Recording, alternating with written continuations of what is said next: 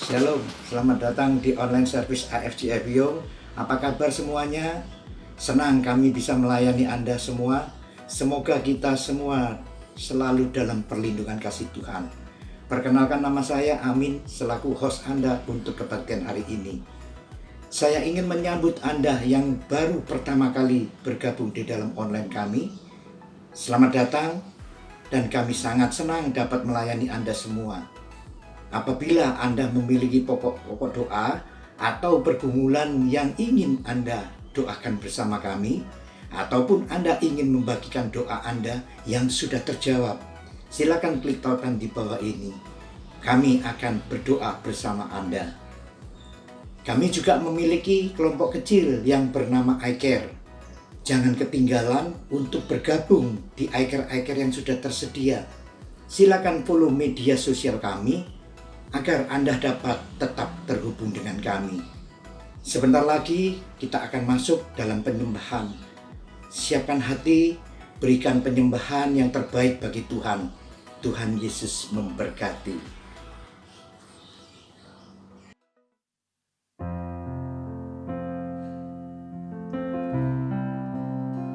Shalom Jemaat FGF Wiyung. Sebentar kita akan mulai ibadah kita, mari kita sama-sama berdoa. Bapa, bersyukur untuk hari ini kami boleh bersekutu bersama-sama walaupun kami di tempat yang berbeda, tapi kami satu hati Tuhan. Kami mau menyembah dan memuji nama-Mu. Kami serahkan ibadah kami hanya di dalam nama Tuhan Yesus. Amin.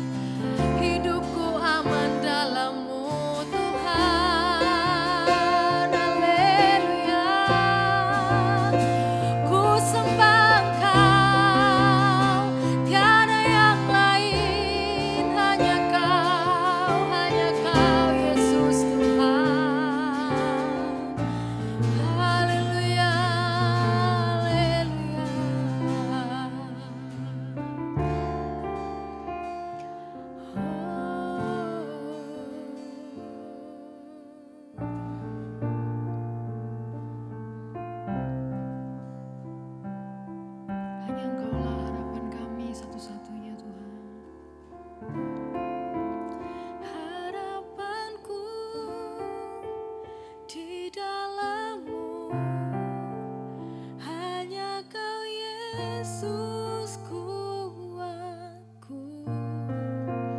ku percaya, ku aman dalam-Mu.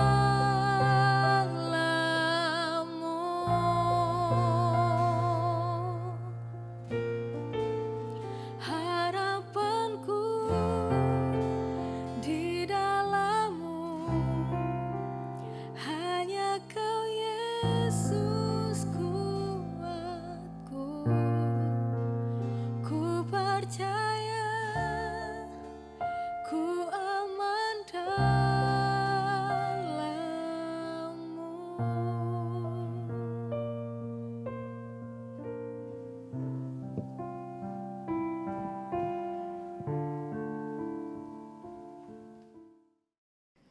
Bapak, kami bersyukur pagi ini kalau kami diberkati dengan kesehatan dan kesempatan untuk kami boleh bersama-sama belajar tentang firman-Mu. Mohonkan hikmat Tuhan, Roh Kudus berbicara atas kami semuanya, baik buat hamba-Mu yang berbicara maupun buat setiap orang yang mendengar pada pagi hari ini, sehingga kami boleh memperoleh didikan, penguatan dan nasihat pada pagi hari ini melalui firman Tuhan. Terima kasih, kami siap diberkati, kami buka hati kami, pikiran kami, telinga kami Bapa hanya untuk firman-Mu pada pagi hari ini. Kami berdoa dan mengucap syukur di dalam nama Tuhan Yesus Kristus. Amin.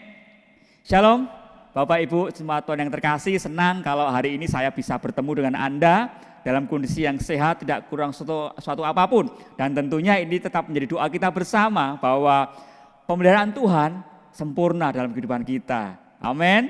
Terima kasih untuk para volunteer yang sudah melayani kita pada pagi hari ini sehingga ibadah online ini bisa terselenggara. Tuhan memberkati kalian semuanya.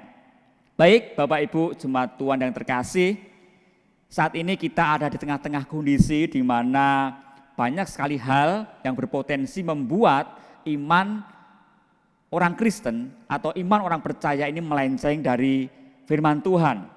Dan hari ini bagaimana kita bisa tahu bagaimana banyak masalah-masalah dalam kehidupan kita, berbagai macam tekanan-tekanan yang terjadi dalam hidup kita di tengah-tengah pandemi ini juga berpotensi membuat kita melenceng dari kebenaran firman Tuhan hidup kita. Dan juga bagaimana hari ini kita bisa gampang mengakses video-video, khotbah-khotbah, pengajaran-pengajaran. Kita bisa begitu mudah melihat di internet, di YouTube, tinggal klik dan kita mendapatkan dari berbagai macam sumber. Tetapi sayangnya adalah bahwa tidak semua dari pengajaran-pengajaran, khotbah-khotbah yang kita bisa akses lewat internet ini adalah pengajaran yang benar. Makanya kita harus hati-hati untuk itu. Bagaimana kita memutuskan apa yang mau kita akses, apa yang kita dengar tentang khotbah-khotbah, kita harus putuskan dengan hati-hati. Dan memang tidak bisa dipungkiri, kita dikelilingi oleh nilai-nilai yang banyak sekali bertentangan dengan firman Tuhan hari-hari ini. Dan ini kalau saya bisa umpamakan seperti batu karang di laut itu, Bapak Ibu jemaat Tuhan yang terkasih. Bagaimana kita melihat begitu teguhnya batu karang itu. Tetapi ketika ombak setiap hari, setiap saat menghantam dengan kuatnya, tidak berhenti-berhenti, maka bisa sekali batu karang itu kemudian menjadi pecah. Dan hari ini kehidupan kita juga sama. Kita dikelilingi oleh nilai-nilai yang tidak sesuai dengan firman Tuhan. Dan ini tentu saja bisa berpotensi membuat iman kita melenceng. Fokus kita berubah, tidak lagi kepada Kristus, tapi pada hal yang lain. Makanya judul khotbah kita pada pagi hari ini adalah tetapkan arahmu. Sama-sama ucapkan dengan saya, tetapkan arahmu. Ya, kita mau belajar dari kitab 2 Petrus pasal yang pertama ayat 12 sampai 21. Saya akan ajak kita semuanya hari ini untuk membaca secara keseluruhan dulu. Baru nanti kita akan breakdown dalam poin-poin sehingga kita akan semakin dimengertikan tentang firman Tuhan ini. Baik, siap? Saya akan bacakan buat kita semuanya. 2 Petrus pasal yang pertama ayat 12 sampai 21. Karena itu aku senantiasa bermaksud mengingatkan kamu akan semuanya itu. Sekalipun kamu telah mengetahuinya dan telah teguh dalam kebenaran yang telah kamu terima, aku menganggap sebagai kewajibanku untuk tetap mengingatkan kamu akan semuanya itu selama aku belum menanggalkan kemah tubuhku ini. Sebab aku tahu bahwa aku akan segera menanggalkan kemah tubuhku ini sebagaimana yang telah diberitahukan kepadaku oleh Yesus Kristus Tuhan kita. Tetapi aku akan berusaha supaya juga sesudah kepergianku itu kamu selalu mengingat semuanya itu. 16, sebab kami tidak mengikuti dongeng-dongeng isapan jempol manusia ketika kami memberitahukan kepadamu kuasa dan kedatangan Tuhan kita Yesus Kristus sebagai Raja. Tetapi kami adalah saksi mata dari kebesarannya. Kami menyaksikan bagaimana ia menerima kehormatan dan kemuliaan dari Allah Bapa ketika datang kepadanya suara yang dari Yang Maha Mulia yang mengatakan, inilah anakku yang kukasih, kepadanya lah aku berkenan.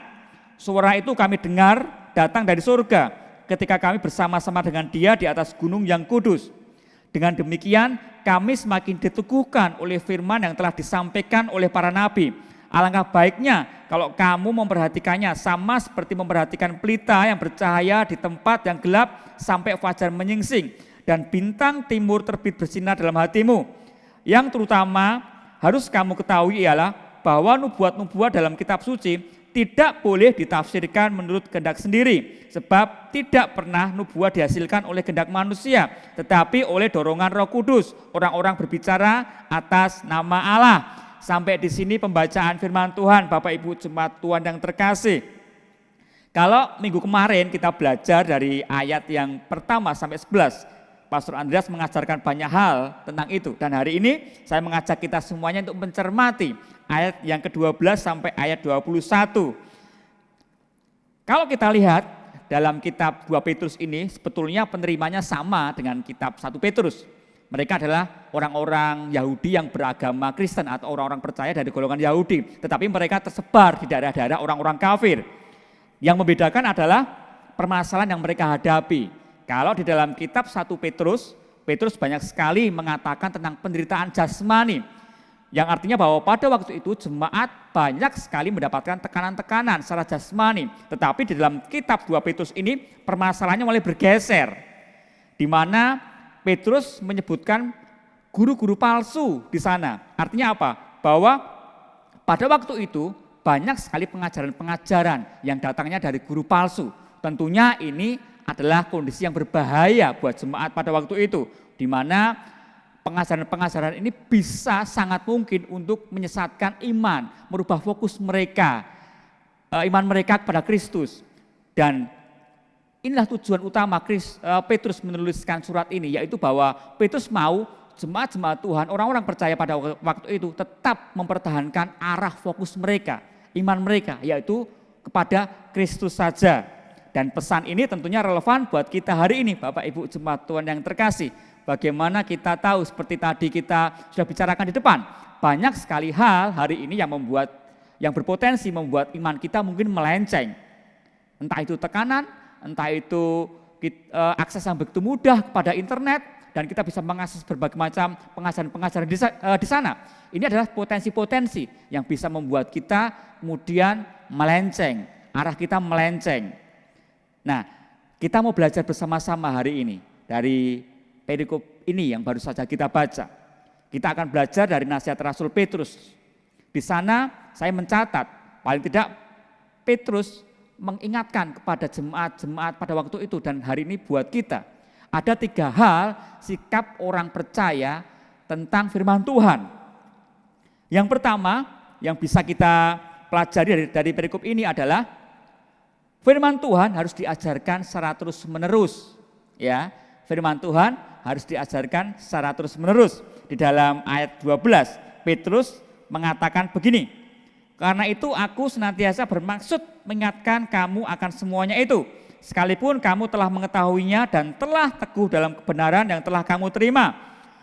Saudaraku yang terkasih, di dalam ayat 12 ini ada 2 frase kunci yang nanti akan kita bahas supaya kita semakin mengerti apa yang Petrus mau untuk kita kerjakan sebagai orang percaya. Frase yang pertama, aku senantiasa bermaksud mengingatkan. Melalui frase ini Petrus jelas menegaskan bahwa firman Tuhan harus selalu diajarkan kepada setiap orang percaya.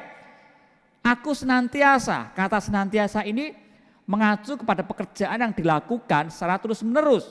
Tidak hanya musim-musiman, tidak hanya di awal saja, tetapi terus-menerus.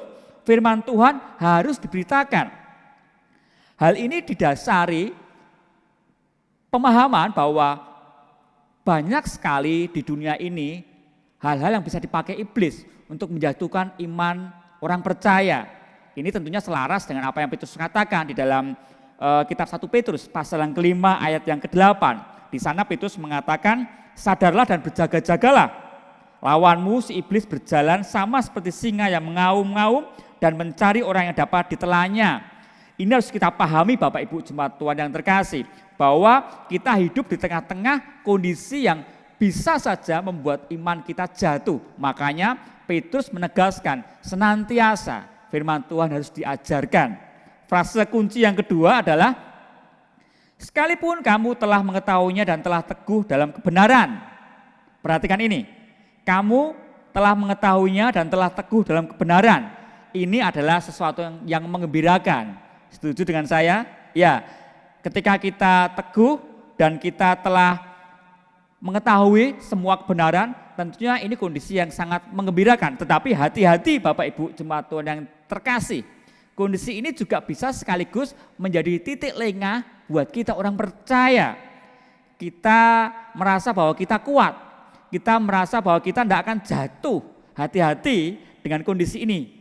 Ini titik lengah. Angin yang besar tidak akan bisa menjatuhkan seekor monyet. Ya, ketika monyet ada di pohon dan angin bertiup dengan kencangnya, semakin kencang angin bertiup, monyet itu akan semakin erat berpegangan pada pohon itu dan dia semakin teguh, nggak akan jatuh. Tetapi ketika anginnya bertiup pelan, semilir begitu ya. Nah, apa yang terjadi? Monyetnya ngantuk dan dia lengah. Dan hari ini saya mau mengajak kita semuanya hari ini Bapak Ibu Jemaat Tuhan yang terkasih, jangan kita lengah. Walaupun mungkin kita sudah merasa, saya sudah melayani di gereja, saya sudah menjadi Kristen sekian puluh tahun, bahkan nama saya Daniel, sejak lahir saya Kristen. Jangan jadikan ini titik lengah, tetapi saya mau ngajak kita semua tetap waspada. Yesus mengajarkan bagaimana kita sebagai orang percaya harus punya sikap hati terhadap kebenaran. Ya, di dalam Injil Matius pasal yang kelima, di sana ada satu bagian yang sering disebut orang dengan khotbah di atas bukit. Ya, ada 9 ucapan bahagia yang dikatakan di sana. Salah satunya adalah berbahagialah orang yang lapar dan haus akan kebenaran karena mereka akan dipuaskan. Ya, ini yang Yesus katakan. Berbahagialah orang yang haus dan lapar akan apa? Kebenaran, karena mereka akan dipuaskan. Kalau hari ini kita sering diingatkan tentang firman Tuhan, jangan bosan Bapak Ibu Jemaat Tuhan yang terkasih.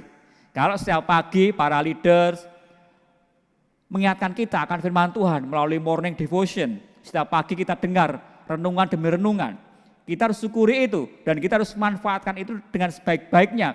Kita ambil waktu untuk kita mendengarkan firman Tuhan setiap pagi. Karena apa? Karena dengan begitu kita akan dikuatkan dari hari ke hari sebelum kita memulai aktivitas kita.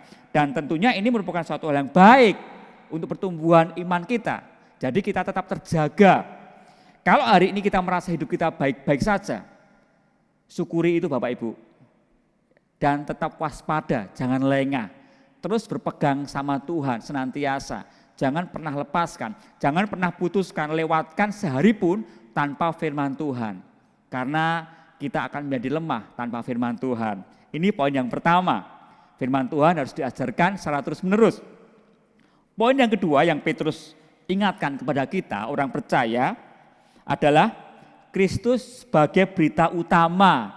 Di dalam ayat 16 Petrus mengatakan begini, sebab kami tidak mengikuti dongeng isapan jempol manusia ketika kami memberitakan kepadamu kuasa-kuasa dan kedatangan Tuhan kita.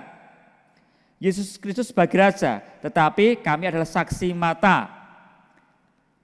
Dalam setiap surat kabar kita pasti sering melihat atau sering tahu ada namanya berita utama.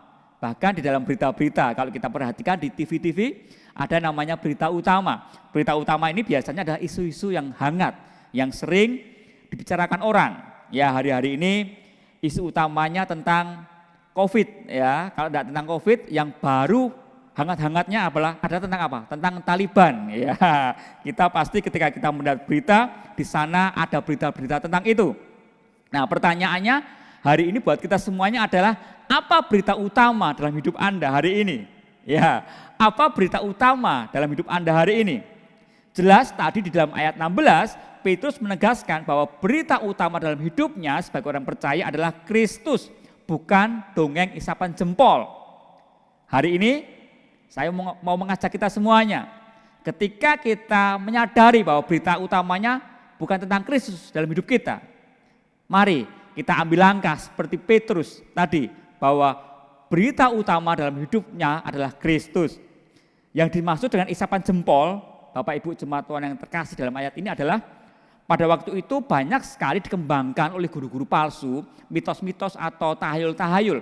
Tentu saja tujuannya jelas, untuk apa? Menjatuhkan iman orang percaya pada waktu itu. Nah, kalau kita ditanya, apakah Anda masih percaya sama mitos? Apakah Anda masih percaya sama tahayul? Banyak dari kita atau bahkan semua dari kita sedang mengatakan, saya tidak percaya lagi. Tetapi hati-hati Bapak Ibu jemaat Tuhan yang terkasih. Jangan-jangan hari ini kita sedang menjadikan kebanggaan diri, pencapaian kita sebagai berita yang utama dalam hidup kita, bukan Kristus. Atau mungkin hari ini kita sedang menjadikan berita-berita yang membuat kita takut sebagai berita yang utama. Misalnya kita hanya mencermati, hanya mendengarkan berita tentang keganasan virus corona ini, sehingga kita kemudian diliputi oleh rasa takut yang berlebihan. Nah, hari ini saya mau ajak kita semuanya evaluasi, apa berita utama dalam hidup kita hari ini. Mungkin hari ini berita utama dalam hidup kita tentang diri kita sendiri, tentang ketakutan, tentang kekhawatiran. Mari hari ini saya dorong seperti nasihat Rasul Petrus, jadikan Kristus sebagai berita utama dalam hidup Anda. Jadi semua yang kita pikirkan, semua yang kita katakan, semua yang kita lakukan, hendaklah semuanya berbicara tentang Kristus, tentang kasih-Nya, tentang karyanya, tentang kuasanya, tentang kemuliaannya. Sehingga hidup kita tidak hanya semakin diteguhkan, tetapi kita juga meneguhkan orang yang bergaul dengan kita. Poin yang kedua, yang kita pelajari pagi ini, Kristus sebagai berita utama dalam hidup kita. Jadikan Kristus sebagai berita utama dalam hidup Anda. Poin yang ketiga dari nasihat Rasul Petrus pada kita hari ini adalah, tundukkanlah pikiran di bawah kuasa Roh Kudus. Di dalam ayat 20, Petrus mengatakan demikian, 20 dan 21 ya. Petrus mengatakan demikian, yang terutama harus kamu ketahui ialah bahwa nubuat dalam kitab suci tidak boleh ditafsirkan menurut kehendak sendiri, sebab tidak pernah nubuat dihasilkan oleh kehendak manusia, tetapi oleh dorongan Roh Kudus, orang-orang berbicara atas nama Allah. Dalam dua ayat ini jelas Petrus menegaskan, semua firman Tuhan yang tertulis di dalam Alkitab, semua rencana-rencana Tuhan yang tertuang di dalam Alkitab itu bersumber dari Allah sendiri melalui pengilhaman pada para penulis. Walaupun kita tahu di dalam Alkitab kita banyak sekali penulis yang terlibat, banyak sekali orang-orang yang terlibat di sana, tetapi orang-orang ini dipilih Allah dan mereka mengalami proses yang namanya pengilhaman, sehingga apa yang mereka tulis itu ada dalam bimbingan Roh Kudus. Sekalipun mereka menulis dengan gaya dan kepribadian mereka masing-masing, hasilnya adalah firman Allah yang tertulis, mempunyai otoritas dan sangat layak dipercaya. Dan satu hal yang perlu kita catat bersama-sama, bahwa Alkitab ini bebas dari kesalahan dalam teks aslinya. Jadi fakta ini menguatkan kita hari ini, bahwa firman yang Alkitab yang hari ini kita percaya, ini bersumber dari Allah sendiri. Ini adalah salah satu cara Allah untuk menyatakan dirinya supaya dikenal oleh kita. Dan hari ini tentunya setelah kita mengetahui fakta-fakta di atas bahwa ini adalah firman Allah, maka sikap yang harus kita lakukan adalah apa?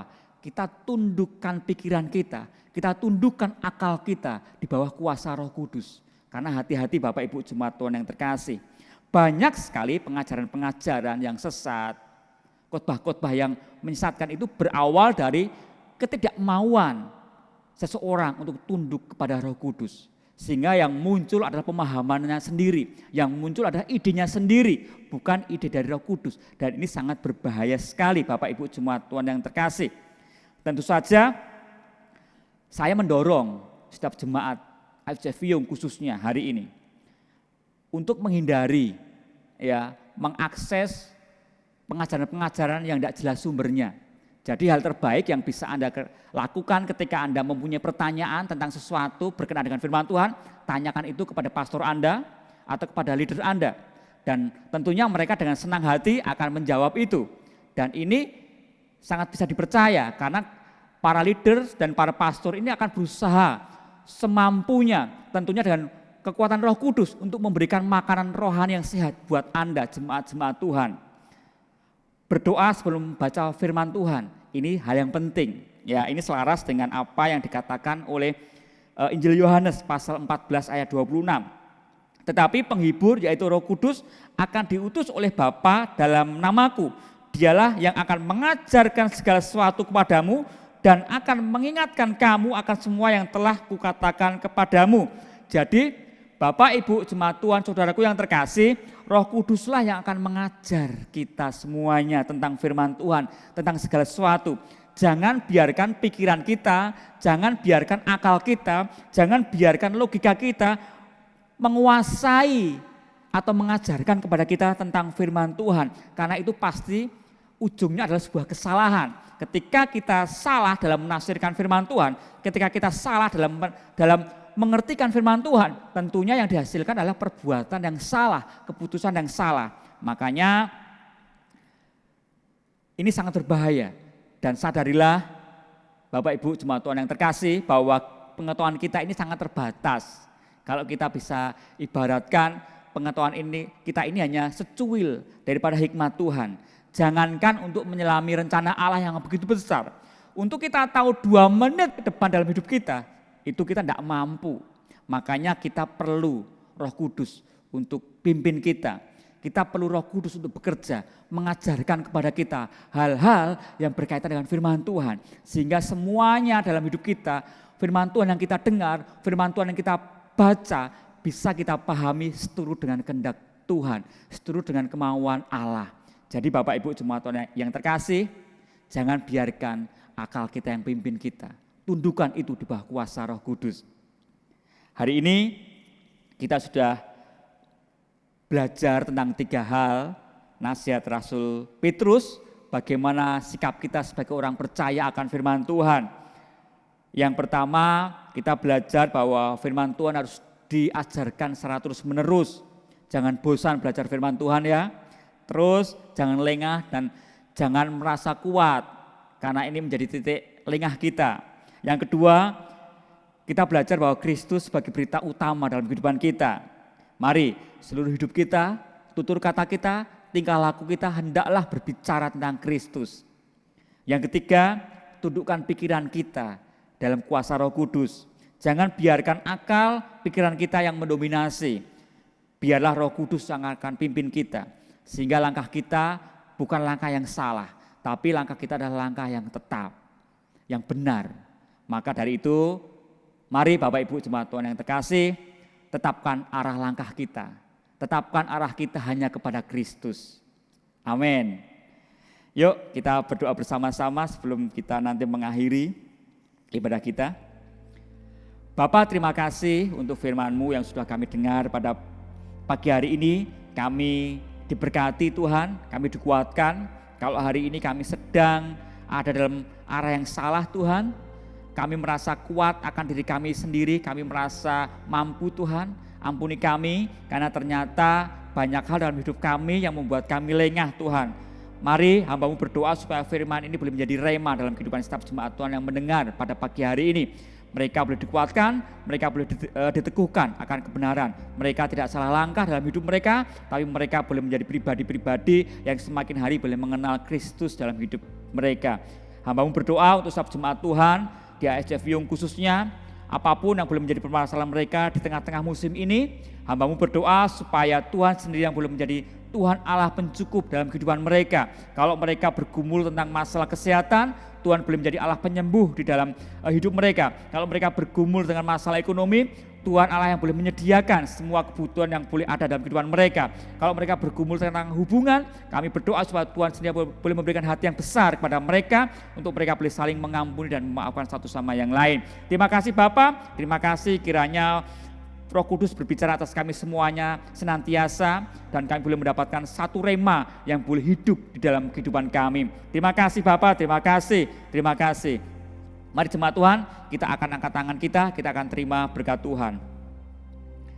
Semoga Tuhan damai sejahtera, Gembala Agung kita yaitu Yesus Kristus Tuhan kita, kiranya memperlengkapi engkau dengan segala yang baik untuk melakukan kehendak-Nya dan mengajarkan di dalam kita apa yang berkenan kepadanya oleh Yesus Kristus. Bagi Dialah kemuliaan sampai selama-lamanya. Kiranya Tuhan memberkati engkau dan melindungi engkau. Tuhan menyinari engkau dengan wajah-Nya dan memberikan engkau kasih karunia. Tuhan menghadapkan wajah-Nya kepadamu dan memberikan engkau damai sejahtera. Amin. Puji Tuhan. Selamat hari Minggu saudaraku. Sampai ketemu di ibadah kita minggu depan. Tetap jaga kesehatan, minum vitamin ya, dan tentunya jangan lupa bahagia. See you, God bless you.